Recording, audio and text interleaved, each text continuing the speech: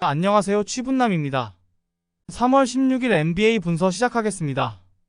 영상 시청 전 구독, 좋아요 부탁드리며 더 자세한 정보를 원하시는 분은 댓글란 참조하셔서 문의 주시면 안내 도와드리겠습니다. 디트로이트 피스톤스 대 마이애미 히트. 디트로이트는 골 밑에 확실한 우위를 살리며 토론토를 잡았습니다. 3점 성공이 11개에 불과했지만 듀런이 23개의 리바운드를 잡는 등 리바운드 대결에서 상대를 압도했습니다. 베테랑 벤치가 뉴욕으로 이적하며 벤치가 다소 약해지긴 했지만 커닝햄과 아이비, 듀런과 스튜어트 등 20대 초반의 젊은 코어진은 착실하게 성장하고 있습니다. 최근 벤치에서 세서가 외곽포를 터뜨리는 것도 팀에는 큰 힘입니다. 마이애미는 덴버 상대로 좋은 경기를 했지만 패했습니다. 3쿼터 초반 상대 공격 시도를 잘 저지하며 경기를 뒤집었기에 승리를 노렸는데 4쿼터 터진 포터의 야투를 막아내지 못했습니다. 로지어와 로빈슨 등 선발로 출전한 선수들이 잘해줬지만 팀 3점 성공 5개로는 디펜딩 챔프를 잡을 수 없었습니다. 마이애미의 승리를 봅니다. 디트는 향후 미국 대표팀의 주전 센터로 나설 수도 있는 재능의 빅맨 듀런이 있고 커닝햄도 20점 이상이 가능합니다. 그러나 경기 내내 강력한 수비로 경기를 풀어갈 마이애미의 안정감을 넘기는 어렵습니다. 버틀러가 루키 탐슨을 경기 내내 공략하며 득점을 만들 것이고 아데바요가 듀런에게 한 수 지도할 마이애미가 승리할 것입니다. 샬럿 호네츠 대 피닉스 선즈. 샬럿은 멤피스 원정에서 승리하며 1승을 더했습니다. 워낙 고전하는 이번 시즌이긴 하지만 그래도 시즌 중후반 팀을 떠나지 않고 지탱하는 마일스 브리지스의 존재감은 확실합니다. 브랜든 밀러를 비롯해 트레 맨과 미치치 등 젊은 선수들도 성장세를 보이고 있고 그랜트 윌리엄스의 존재감도 있습니다. 피닉스는 보스턴 원정 이후 나서는 백투백 일정입니다. 동부 원정을 떠난 상황인데 최강팀을 만나고 최하위권 팀을 상대합니다. 부상에서 돌아온 데빈 부커가 출전 시간 제한을 받지 않을 정도까지 몸 상태를 끌어올렸기에 백투백에도 출전이 가능하고 듀란트도 30분 정도는 나설 것입니다. 최근 건강한 풀핏의 전력으로 서부 상위시드를 노리기에 약팀 상대로도 전력을 다할 것입니다. 피닉스의 승리를 봅니다. 샬럿은 라멜로 볼이 부상으로 빠진 자리에 트레맨과 미치치 등이 나서 팀의 공격 전개를 책임지고 있습니다. 그러나 유기적인 패스 게임보다는 포워드들의 개인 기량으로 공격을 풀어가는 경우가 많습니다. 그리고 그런 농구라면 피닉스를 넘긴 어렵습니다. 피닉스는 개인 능력으로 상대 수비를 때려 부술 수 있는 듀란트와 부커의 브래들리 빌이 공격을 이끌 수 있습니다. 피닉스가 원정에서 승리를 추가할 것입니다. 토론토 랩터스 대 올랜도 매직. 토론토는 디트 원정에서 끝까지 포기하지 않고 파울 작전을 하며 최선을 다했지만 승리하지 못했습니다. 한 경기를 휴식하고 돌아온 엠마뉴엘 퀴클리가 25점 8어시스트로 활약했고 벤치에서 나온 맥다니엘스와 노라가 두 자릿수 득점에 성공했지만 제공권의 열세가 컸습니다. 올리닉이 좋은 사이즈를 가졌지만 스트레치형 빅맨이기에 리바운드 단속이 되지 않았습니다. 올랜도는 브루클린을 잡고 시즌 40승 고지를 눈앞에 두고 있습니다. 팀의 10년을 책임질 파울로 반케로가 가세하긴 했지만 플레이오프권이라는 평가를 받지 못했는데 전문가들의 예상을 뒤엎었습니다. 웬델 카터와 석스 등이 건강하게 나서며 주전과 벤치의 시너지가 나고 있고 펄츠가 벤치 구간에서 팀을 이끄는 모습입니다.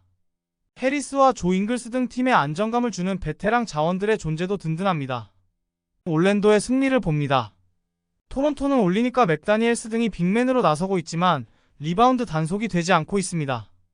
웬델 카터와 비타제 등이 골밑에서 제공권 우위를 가져가며 세컨 찬스의 우위를 가져갈 것이고 반케로와 프란츠 바그너, 석스가 주전 구간에서 리드를 잡을 올랜도가 승리할 것입니다.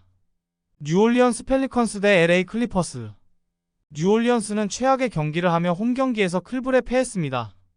자이온이 매치업 우위를 가져가며 상대 골밑을 부수는 공격 시도로 33점을 기록했지만 잉그램과 트레이 머피를 제외한 선수 중 10점을 넘긴 이가 없었습니다. 맥컬럼과 존스의 득점 합이 8점에 불과했기에 패배를 안아야 했고 이 경기를 통해 반등을 노립니다. 클리퍼스는 시카고에 이어 뉴올을 연달아 상대하는 어려운 일정입니다. 왼팔 수술 이후 복귀를 타진 중인 웨스트브룩을 비롯해 에이스인 카와이 레너드가 등 부상으로 결장할 것이기에 타이트한 일정은 부담입니다. 하든도 최근 인터뷰에서 부상을 안고 뛰고 있다고 했기에 풀 전력으로 나서기 어려운 상황입니다. 테런스 맨과 아미르 커피를 비롯해 에너지 레벨이 높은 선수들이 부상자들의 공백을 메워야 합니다. 뉴올의 승리를 봅니다. 클리퍼스는 최근 폴 조지의 컨디션 저하와 함께 부상으로 인한 전력 누수가 큽니다. 백투백 일정에 대한 부담을 크게 느낄 것입니다.